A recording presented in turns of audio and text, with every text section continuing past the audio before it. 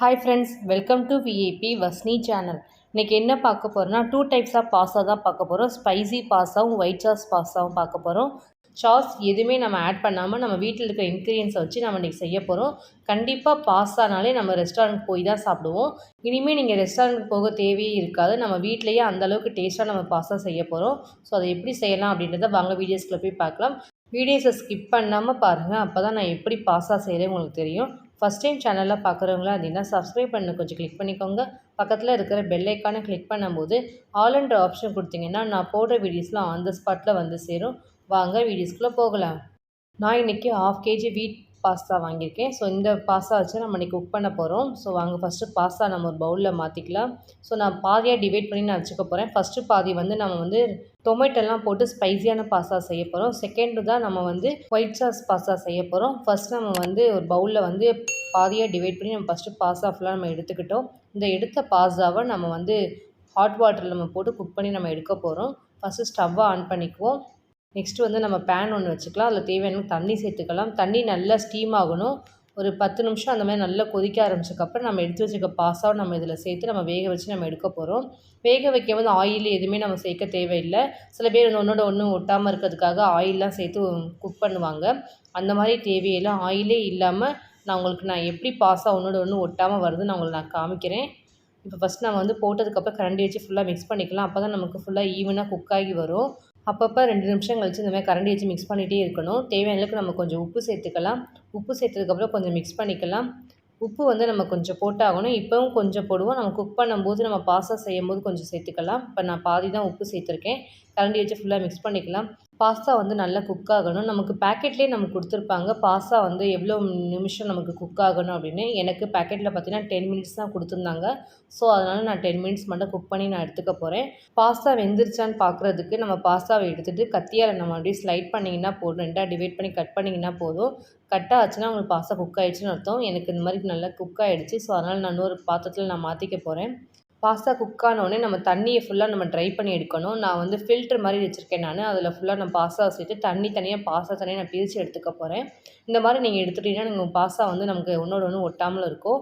அதேமாதிரி இந்த கீழே இருக்கிற தண்ணி நமக்கு கொஞ்சம் தேவைப்பட்டு நான் எடுத்து வச்சுருக்கேன். பாஸ்தா மேலே நம்ம வீட்டில் இருக்கிற நார்மல் வாட்டர் நம்ம கொஞ்சம் அப்படியே மேலாப்பில் லைட்டாக ஊற்றி விட்டிங்கன்னா போதும். பாஸ்தாலாம் நமக்கு ஒன்றோட ஒன்று ஒட்டாமல் இருக்கும். அதேமாதிரி நார்மல் வாட்டர் நம்ம ஊற்றணும். சூடாக நம்ம பாஸ்தா நம்ம வேக வச்சு தண்ணி ஃபுல்லாக ஃபில்ட்ரு பண்ண உடனே நம்ம வந்து நார்மல் வாட்டர் ஊற்றி இது மாதிரி மிக்ஸ் பண்ணிட்டிங்கன்னா உங்களுக்கு பாஸ்தா வந்து ஒன்றோட ஒன்று ஒட்டாமல் இருக்கும். இது மேலே ஆயிலெலாம் எதுவும் ஊற்ற வேணாம். இந்த மாதிரி பண்ணிங்கனாலே போதும். நமக்கு ஒன்றோட ஒன்று மிக்ஸ் ஆகாமல் நமக்கு தனித்தனியாகவே இருக்கும். இப்போ வந்து நம்ம ஸ்பைசியான தக்காளி போட்டு நம்ம பாஸ்தா செய்ய போகிறோம். ஸோ அதனால் இன்றைக்கி நான் 1/4 கிலோ தக்காளி நான் எடுத்திருக்கேன். இந்த 1/4 கிலோ தக்காளியை நம்ம ஃபஸ்ட்டு மிக்சியில் போட்டு கிரைண்ட் பண்ண போகிறோம். ஸோ அதனால் நான் 2ஆக டிவைட் பண்ணி கட் பண்ணி நான் சேர்த்துக்க போகிறேன். மிக்சியில் கிரைண்ட் பண்ணுறதுனால இந்த மாதிரி 2 நம்ம டிவைட் பண்ணிக்க போகிறேன். மேக்ஸிமம் வந்து பாஸ்தா பண்ணுறதுக்கு நிறைய பேர் சாஸ்லாம் சேர்ப்பாங்க. ஸோ அதெல்லாம் நான் எல்லாமே அவாய்ட் பண்ணிவிட்டு நான் வீட்டில் இருக்கிற இன்க்ரீடியன்ஸ் வச்சு தான் இன்றைக்கி நான் செய்ய போகிறேன். நான் பாஸ்தாவே ரொம்ப சூப்பராகவும் நல்ல ஒரு டேஸ்டியாகவும் நல்ல ஒரு புளிப்பும் ஒரு காரமும் சேர்ந்த மாதிரி இருக்கும். ஸோ ஃபஸ்ட் நம்ம நறுக்கி வச்சுருக்க எல்லாத்தையும் நம்ம மிக்ஸி ஜாரில் போட்டு கிரைண்ட் பண்ணிக்கலாம். எதுவுமே நம்ம மிக்ஸி ஜாரில் சேர்க்கல. வெறும் தக்காளி மட்டும் நம்ம போட்டு மிக்ஸியை க்ளோஸ் பண்ணி நம்ம போட்டிருக்க தக்காளியெல்லாம் கிரைண்ட் ஆகிற அளவுக்கு நம்ம கிரைண்ட் பண்ணி எடுத்துகிட்டு வந்தால் போதும். இந்த அளவுக்கு கிரைண்ட் பண்ணிங்கன்னா கரெக்டாக இருக்கும். நம்ம கிரைண்ட் பண்ணதை நம்ம இன்னொரு பவுலில் நம்ம மாற்றிக்கலாம். நெக்ஸ்ட்டு நம்ம வந்து பாஸ்தா செய்ய ஸ்டார்ட் பண்ணிடலாம். ஸ்டவ்வை ஆன் பண்ணிக்குவோம். ஒரு பேன் வச்சுக்கலாம். பேன் நல்லா ஹீட் ஆனதுக்கப்புறம் தேவையான அளவுக்கு ஆயில் சேர்த்துக்கலாம். ஆலிவ் ஆயில் இருந்துச்சுன்னா கண்டிப்பாக ஆலிவ் ஆயில் ஊற்றி செய்யுங்க. இன்னும் டேஸ்ட்டு சூப்பராக இருக்கும் பாஸ்தாவோட டேஸ்ட்டு. வெங்காயம் சேர்த்துக்க போகிறோம். 2 பெரிய வெங்காயத்தை பொடிசாக நறுக்கி நான் அதில் பேனில் சேர்த்துக்க போகிறேன். வெங்காயத்தை வந்து கரண்டியால் ஃபுல்லாக நம்ம வதக்கி விட்டுக்கலாம். வெங்காயம் வந்து ரொம்ப வதக்கணும் கிடையாது. லைட்டாக நமக்கு வந்து சாப்பிடும்போது கொஞ்சம் நமக்கு வெங்காயம் தட்டுப்படுற மாதிரி வதக்குனிங்கன்னா போதும். ரொம்ப வதக்கினா நமக்கு கலர் மாறிடும். அப்போ நல்லா இருக்காது நமக்கு பார்க்கும்போது பாஸ்தாவோட கலரு. ஸோ அதனால் லைட்டாக நம்ம வதக்கிக்க போகிறோம். பாஸ்தா வேக வைக்கும்போது நம்ம லைட்டாக உப்பு போட்டோம். அதுக்கப்புறம் இன்னும் நம்ம உப்பு சேர்க்கவே இல்லை. இப்போ நான் தேவையான அளவுக்கு நான் உப்பு சேர்த்துக்கிறேன். இப்போ சேர்க்குறது தான் உப்பு. அதுக்கப்புறம் நான் எந்த உப்பு போட மாட்டேன். ஸோ அதனால் தேவையான அளவுக்கு உப்பு சேர்த்து நம்ம கரண்டியால் ஃபுல்லாக மிக்ஸ் பண்ணி விட்டுக்கலாம். வெங்காயம் லைட்டாக வதங்கினதுக்கப்புறம் இஞ்சி பூண்டு பேஸ்ட் நம்ம 1 ஸ்பூன் சேர்த்துக்கலாம். சில பேர் வந்து இஞ்சி பூண்டை நறுக்கி கூட சேர்த்துக்குவாங்க. அந்த மாதிரி சேர்க்கும்போது குழந்தைங்கள்லாம் வந்து இஞ்சி பூண்டு சாப்பிட மாட்டாங்க. ஸோ அவங்க வாயில் தட்டுப்பட ஆரம்பிக்கும். ஸோ அதை கொஞ்சம் அவாய்ட் பண்ணுற மாதிரி இருக்கும். இந்த மாதிரி பேஸ்ட்டாக சேர்த்திங்கன்னா குழந்தைங்க லைக் பண்ணி சாப்பிட ஆரம்பிப்பாங்க. மிக்ஸ் ஆகி நமக்கு உள்ளே போயிடும். ஸோ அதனால் இந்த மாதிரி இஞ்சி பூண்டு பேஸ்ட்டாக போட்டிங்கன்னா கொஞ்சம் ஈஸியாக இருக்கும். நம்ம ஆல்ரெடி நறுக்கி அரைச்சி வச்சுருக்க தக்காளி நம்ம சேர்த்துக்க போகிறோம். தக்காளி சேர்த்ததுக்கப்புறம் ஒரு 2 நிமிஷம் நல்லா கொதிக்கட்டும். கொதிச்சதுக்கப்புறம் நம்ம ஒவ்வொரு இன்க்ரீடியன்ஸாக நம்ம போட ஆரம்பிச்சிடலாம். ஃபர்ஸ்ட் நம்ம போட்டதுக்கப்புறம் கரண்டி வச்சு ஃபுல்லாக மிக்ஸ் பண்ணிக்கலாம். காரத்துக்கு ஏற்ற மாதிரி தனி மிளகாய் தூள் 1 ஸ்பூன் சேர்த்துக்க போகிறேன். அதே மாதிரி பெப்பர் தூள் 1 ஸ்பூன் சேர்த்துக்கலாம். சிக்கன் மசாலா நான் இன்றைக்கி 1 ஸ்பூன் எடுத்திருக்கேன். அந்த 1 ஸ்பூன் சேர்த்துக்கலாம். சிக்கன் மசாலா போட்டு செஞ்சீங்கன்னா நல்லாயிருக்கும் டேஸ்ட்டு. ஸோ அந்த ஃப்ளேவருக்காக நான் சேர்த்துக்க போகிறேன். பாஸ்தா சாப்பிடும்போது சிக்கன் மசாலா போட்டுக்கிறதுனால ஒரு ஃப்ளேவர் போய் நமக்கு வேறு ஒரு டேஸ்ட்டில் இருக்கும். நல்லாயிருக்கும் அதை சாப்பிடும்போது. ஸோ அதுக்காக தான் நான் சிக்கன் மசாலா சேர்த்துருக்கேன். ஆப்ஷனல் தான் அது. இது நமக்கு சாப்பிடும்போது பார்த்திங்கன்னா கொஞ்சம் ஸ்பைசி, நமக்கு ஸ்வீட்னஸ் இருக்கும். நம்ம தக்காளியை கொஞ்சம் அரைச்சி போட்டுக்கிறதுனால நல்லாயிருக்கும் நமக்கு. தக்காளி சாஸே நமக்கு தேவையே இல்லை. நமக்கு இந்த இன்க்ரீடியன்ஸே நமக்கு ஒரு நல்ல ஒரு ஜூஸியாக இருக்கும் நமக்கு சாப்பிடும்போது. நம்ம போட்டதுக்கப்புறம் கரண்டி வச்சு இந்த மாதிரி ஃபுல்லாக மிக்ஸ் பண்ணி விட்டுக்கலாம். கண்டிப்பாக ஒரு 2 நிமிஷமாவது இந்த நம்ம போட்டிருக்க மிளகாய்த்தூள், நம்ம போட்டிருக்க தக்காளி எல்லாமே நல்லா மிக்ஸ் ஆகி நல்லா குக் ஆகணும். அதனால் தட்டு போட்டு மூடி ஒரு 2 நிமிஷம் நம்ம குக் பண்ணிவிட்டு நம்ம அதுக்கப்புறம் ஓப்பன் பண்ணி பார்க்கலாம். 2 நிமிஷம் கிட்ட ஆகிடுச்சு. நான் தட்டை ஓப்பன் பண்ணி காமிக்கிறேன் பாருங்கள். இந்த அளவுக்கு நம்ம குக் ஆனதுக்கப்புறம் கரெக்டாக இருக்கும். அப்போ தான் நமக்கு மசாலாவோட பச்சை வாசனை எல்லாமே நமக்கு போகும். நெக்ஸ்ட் நம்ம பாஸ்தா சேர்க்கும்போது நமக்கு அதோட ஃப்ளேவர் நல்லாயிருக்கும், டேஸ்ட் நல்லாயிருக்கும். ஸோ அதனால் நம்ம 2 நிமிஷம் கிட்ட நம்ம குக் பண்ணி நம்ம எடுத்துருக்கோம். இப்போ நம்ம ஆல்ரெடி வேக வச்சுருக்க பாஸ்தா ஃபுல்லாக நம்ம சேர்த்துக்க போகிறோம். பாஸ்தாவை போடும்போது ஒன்றோட ஒன்று மிக்ஸ் ஆகாமல் இருக்கும். ஏன்னா நம்ம ஆல்ரெடி வந்து நார்மல் வாட்டர் நம்ம ஊற்றி நம்ம சில் பண்ணியிருக்கிறதுனால நமக்கு பாஸ்தாலாம் மிக்ஸ் ஆகாமல் தனித்தனியாக நமக்கு இருக்கும். ஸோ நம்ம சேர்த்ததுக்கப்புறம் கரண்டி வச்சு ஃபுல்லாக மிக்ஸ் பண்ணி விட்டுக்கலாம். இது வந்து பாஸ்தா நம்ம ஆல்ரெடி நான் வேக வைக்கும்போது கொஞ்சம் தண்ணி எடுத்து வச்சுருந்தேன். ஸோ அந்த தண்ணியை நான் தேவையான அளவு கொஞ்சம் சேர்த்துக்க போகிறேன். நம்ம பாஸ்தா நம்ம சேர்த்ததுக்கப்புறம் கொஞ்சம் லைட்டாக தண்ணி ஊற்றி மிக்ஸ் பண்ணினா தான் நமக்கு லைட்டாக கொதிக்கும்போது நமக்கு அதோட ஃப்ளேவர்லாம் போய் மிக்ஸ் ஆகி நல்லாயிருக்கும். ஸோ அதனால் ஃபஸ்ட்டு நம்ம தண்ணி கொஞ்சம் லைட்டாக ஊற்றிக்குவோம். பாஸ்தா அவங்க வடிக்கும்போது தண்ணி எடுத்து வைக்கலனாலும் பரவாயில்ல. நீங்கள் நார்மல் வாட்டர் கூட ஊற்றி கூட நீங்கள் மிக்ஸ் பண்ணிக்கலாம். ஸோ நான் பாஸ்தா தண்ணி நான் சேர்த்துக்க போகிறேன். சேர்த்ததுக்கப்புறம் இந்த மாதிரி கரண்டி வச்சு மிக்ஸ் பண்ணி எடுத்திங்கன்னா போதும். ஒரு 2 நிமிஷம் 3 நிமிஷம் இந்த மாதிரி வேக வச்சிங்கன்னா போதும். ரொம்ப வேக வைக்காதீங்க, நமக்கு டேஸ்ட்டு மாறிடும். ஸோ நம்ம ஆல்ரெடி நம்ம மசாலா வந்து நம்ம குக் பண்ணிட்டோம். ஸோ அதனால் பாஸ்தா மட்டும் சேர்த்து இதே மாதிரி ஃபுல்லாக மிக்ஸ் பண்ணிக்க போகிறோம். ஆல்மோஸ்ட் பாஸ்தா ரெடி ஆகிடுச்சு. பார்க்கும்போது நல்ல கலர்ஃபுல்லாக இருக்கும், நல்லாயிருக்கும் அது சாப்பிடும்போதும். நம்ம சாஸ் எதுவுமே சேர்க்கவே இல்லை. ஃபுல்லாக வீட்டில் இருக்க இன்க்ரீடியன்ஸை நம்ம ஃபுல்லாகவே சேர்த்துருக்கோம். சீஸ் கண்டிப்பாக போட்டாகணும். அப்போ தான் நமக்கு பாஸ்தாலாம் நல்லா மிக்ஸ் ஆகி நமக்கு இருக்கும். ஒன்றோட ஒன்று ஒட்டி போயிருக்கும். சாப்பிடும்போது நல்லாயிருக்கும் டேஸ்ட்டும். சீஸ் வந்து உங்கள் கிட்ட ஆல்ரெடி இருந்துச்சுன்னா துருவி கூட சேர்த்துக்கோங்க. ஸ்டோர்லலாம் இந்த மாதிரி நமக்கு துருவியே நமக்கு கொடுக்க ஆரம்பிச்சிட்டாங்க. ஸோ நான் அந்த மாதிரி பேக்கெட் நான் வாங்கி நான் அதை யூஸ் பண்ணிக்கிறேன். ஸோ தேவையான அளவுக்கு நம்ம சீஸ் போட்டு நம்ம கரண்டியாச்சு ஃபுல்லாக மிக்ஸ் பண்ணிக்கலாம். ஃப்ளேவருக்காக நான் கொத்தமல்லி இலையை சேர்த்துக்கிறேன். தேவையான அளவுக்கு அப்படியே மேலாப்பில் தூவிக்கலாம் லைட்டாக. பாஸ்தா ஆல்மோஸ்ட் ரெடி ஆகிடுச்சு. இப்போ நம்ம பாஸ்தாவை இன்னொரு பிளேட்டில் நம்ம மாற்றிக்கலாம். பார்க்கும்போது எம்மியாக இருக்குது. அவ்வளோ சூப்பராக இருக்கும். டேஸ்ட்டும் பார்த்திங்கன்னா ரெஸ்டாரண்ட்டே தோற்று போகிற அளவுக்கு இருக்கும். இந்த ஸ்பைசியான பாஸ்தா செமையாக இருக்கும். அப்படியே மேலாப்பில் லைட்டாக நம்ம சீஸ் தூவிக்கலாம். திரும்பவும் லைட்டாக கொஞ்சம் கொத்தமல்லி இலையை தூவிக்கலாம். ரொம்ப சிம்பிளான மெத்தடில் வீட்டில் இருக்கிற இன்க்ரீடியன்ஸ் வச்சு நம்ம ரெஸ்டாரண்ட்கே போகாமல் நம்ம வீட்டில் இருக்க பொருளை வச்சு நம்ம டேஸ்டியான பாஸ்தா செஞ்சு சாப்பிட்லாம். நெக்ஸ்ட் நம்ம வந்து ஒயிட் சாஸ் பாஸ்தா செய்ய போகிறோம். ஸோ ஒயிட் சாஸ் பாஸ்தா செய்கிறதுக்கு நான் வந்து வெஜிடபிள்ஸ் நான் இன்றைக்கி எடுத்திருக்கேன். வேக வச்சு வச்சுருக்க ஸ்வீட் கார்ன் நான் எடுத்திருக்கேன். அதேமாதிரி பூண்டு நான் பொடிசாக நறுக்கி எடுத்திருக்கேன். கேபேஜ் க்ரீனும் ரெட்டும் எடுத்திருக்கேன். வெங்காயம் பெரிய வெங்காயம் பொடிசாக நறுக்கி எடுத்து வச்சுருக்கேன். தேவையான அளவுக்கு பீஸ் எடுத்திருக்கேன் நான். இவ்வளோ தான் இன்றைக்கி நம்ம போகிற வெஜிடபிள்ஸு. ஃபஸ்ட் நம்ம வந்து ஆல்ரெடி நம்ம பாஸ்தா வந்து வேக வச்சு நம்ம எடுத்தாச்சு. இப்போ நாம் வந்து ஒயிட் சாஸ் செய்ய போகிறோம். ஃபஸ்ட்டு ஸ்டவ் ஆன் பண்ணி ஒரு பேன் வச்சுக்கலாம். பேன் நல்லா ஹீட் ஆகட்டும். ஹீட் ஆனதுக்கப்புறம் பட்டர் சேர்த்துக்கலாம். நான் இன்றைக்கி 1 ஸ்பூன் அளவுக்கு பட்டர் சேர்த்துக்க போகிறேன். பட்டர் நீங்கள் நிறைய சேர்த்துக்கனாலும் சேர்த்துக்கலாம். எனக்கு கொஞ்சம் பட்டர் போட்டால் ரொம்ப பிடிக்கும். அதனால் நான் கொஞ்சம் அதிகமாகவே சேர்த்துருக்கேன். அப்புறம் தேவையான அளவுக்கு 3 ஸ்பூன் கிட்ட மைதா மாவு சேர்த்துக்கலாம். மைதா மாவும் நம்ம போட்டிருக்க பட்டரும் எல்லாம் மிக்ஸ் ஆகி நம்ம வறுத்து எடுக்கணும். பட்டர் வந்து நீங்கள் கம்மியாக போட்டிருந்தீங்கன்னா மைதா மாவு நீங்கள் மிக்ஸ் பண்ணும்போது உங்களுக்கு தனித்தனியாக இருக்கும். கெட்டியான ஒரு பதத்தில் இருக்க மாதிரி இருக்கும்.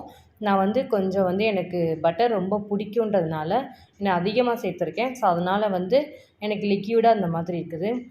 எப்படி வேணாலும் மெத்தடில் பண்ணலாம். நம்ம ஒயிட் சாஸ் தான் செய்ய போகிறோம். ஸோ அதனால் ஃபஸ்ட்டு தேவையான அளவுக்கு நம்ம காய்ச்சி வச்சுருக்க பால் இருக்குது ஒரு 6 லிட்டர் கிட்ட, அதை சேர்த்துக்க போகிறோம். மைதா மாவு நல்ல ஒரு லைட் கலராக வரும்போது நம்ம பால் சேர்த்துக்கணும். பால் நான் காய்ச்சின பால் தான் சேர்த்துருக்கேன். பால் வந்து கொஞ்சம் கொஞ்சமாக இந்த மாதிரி சேர்த்து ஃபுல்லாக மிக்ஸ் பண்ணிக்கணும். கரண்டியால் வந்து நம்ம மிக்ஸ் பண்ண முடியாது. ஹேண்ட் விஸ்க் வச்சு நம்ம ஃபுல்லாகவே அதை நல்லா பீட் பண்ணி எடுத்துக்க போகிறோம். ஸ்டவ்வை ஃபுல்லாக ஸ்லோலே வச்சுட்டு இந்த மாதிரி ஹேண்ட் விஸ்கை வச்சு நம்ம ஃபுல்லாக பீட் பண்ணிக்க போகிறோம். என்ன தான் நம்ம பீட் பண்ணாலுமே நமக்கு வந்து உள்ளே இருக்கிற இந்த மைதா மாவு ஃபுல்லாகவே நமக்கு திரியாக இருக்கும்.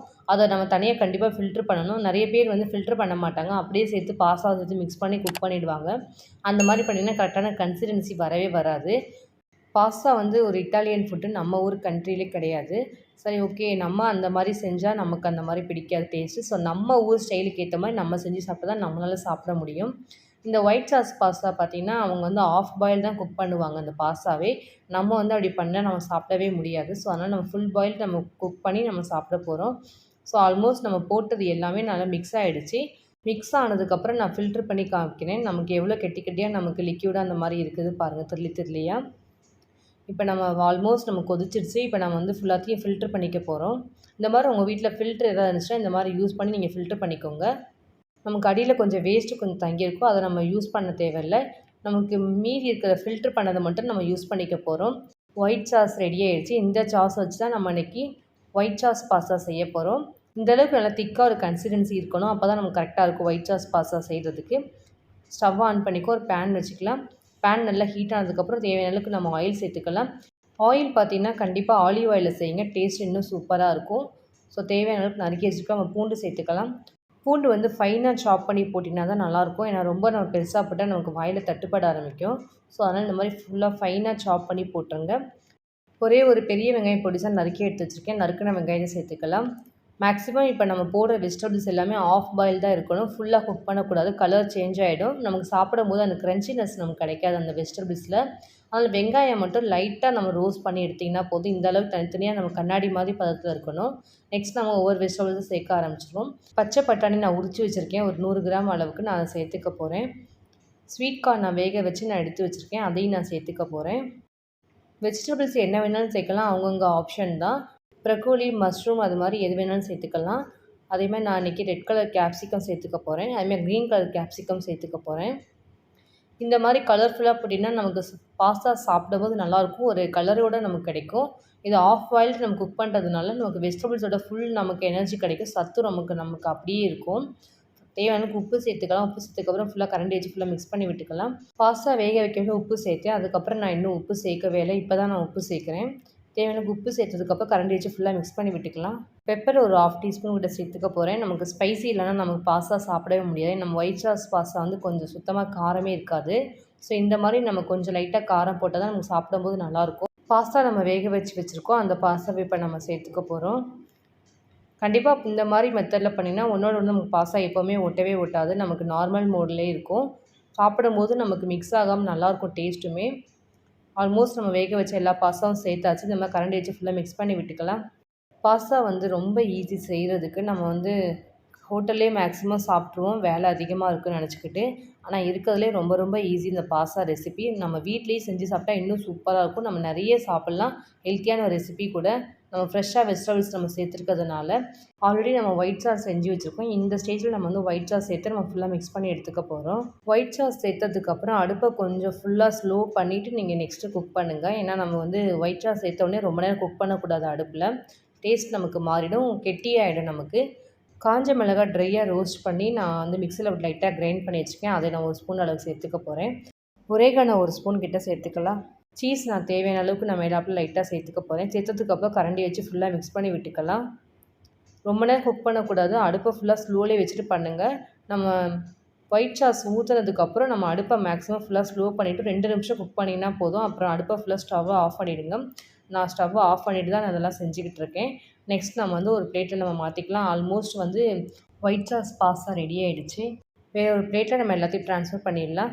பாஸ்தா வந்து நம்ம இன்னொரு பிளேட்டில் மாற்றும் போதே நமக்கு வந்து கெட்டியாக இருக்கக்கூடாது. நமக்கு சாப்பிடும்போது நல்லா இருக்காது. இந்த மாதிரி லைட்டாக லிக்விடாக இருந்தால் தான் நமக்கு நல்லாயிருக்கும். பாஸ்தா சாப்பிடும்போது டேஸ்ட்டாகவும் இருக்கும்.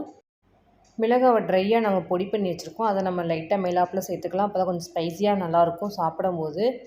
அதே மாதிரி நான் வந்து கொத்தமல்லி இலையை லைட்டாக தூவிக்க போகிறேன். இது பார்க்கும்போது நல்லா கலர்ஃபுல்லாக இருக்கும். நல்லாயிருக்கும் சாப்பிடும்போதும். டேஸ்ட் நல்லாயிருக்கும். அது ஃப்ளேவர் இறங்கி. அடுத்து நம்ம வந்து எடுத்து வச்சுருக்க சீஸை நம்ம மேலாப்பில் தூவிக்க போகிறோம்.